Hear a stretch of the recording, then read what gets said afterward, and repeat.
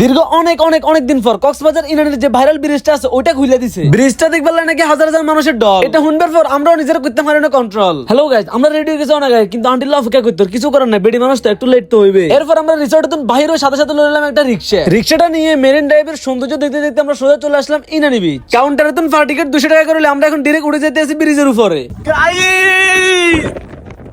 পুরো করা finally guys মনের আশা পূরণ হলো। ব্রিজের সৌন্দর্যের কথা আমরা করে কিছু কইবার না, এটা তো আমরা নিজেরাই দেখতে আছেন। আর হচ্ছে কি এই সাইড থেকে দাঁড়ালে পুরো ব্রিজটাই সুন্দর মতো দেখা যায়। গাইস ব্রিজটা প্রায় 1.5 কিলোমিটার, এটা পুরোটা হাঁটার ক্ষমতা আছে কার? পরে আন্টির লোক চ্যালেঞ্জ ধরে আয়ার আঙ্কেল চলে আসে একদম ব্রিজের শেষ মাথায়। শেষের দিকে আমরা এরকম কিছু নাই, তারপরে দেখতে অনেকটা সুন্দর আছে। বিশ্বাস করেন গাইস, ভিডিওতে বুঝতে পারবো না, কিন্তু ব্রিজটা আসলে কিন্তু অনেক অনেক অনেক সুন্দর। আপনারা যারা কক্সবাজার আসবেন অবশ্যই এখান থেকে ঘুরে যাবেন। আর হ্যাঁ, চেষ্টা করবেন বিকাল টাইমে আসার জন্য, তাহলে দিনের আলো পাবেন আর রাতের সৌন্দর্যটা উপভোগ করতে পারবেন। ব্রিজের সৌন্দর্য দেখতে দেখতে এসে খাবার খেয়ে পুরো দিন। মাঝখান বরাবর কুমিল্লার এক ভাই বিক্রি করতেছে চাউমিন। ফাইনালি গাইস আমার আঙ্কেলের জন্য খাবার রেডি। কুমিল্লার মানুষ অনেক ভালো, তাদের হাতের খাবারের টেস্ট অনেক ভালো। সন্ধ্যাও হয়ে গেছে, ব্রিজের সৌন্দর্য আস্তে আস্তে বাড়তেছে, কিন্তু আমাদের অনেক ঠান্ডা লাগতেছে, তাই আমরা চলে যাচ্ছি রিসর্টে।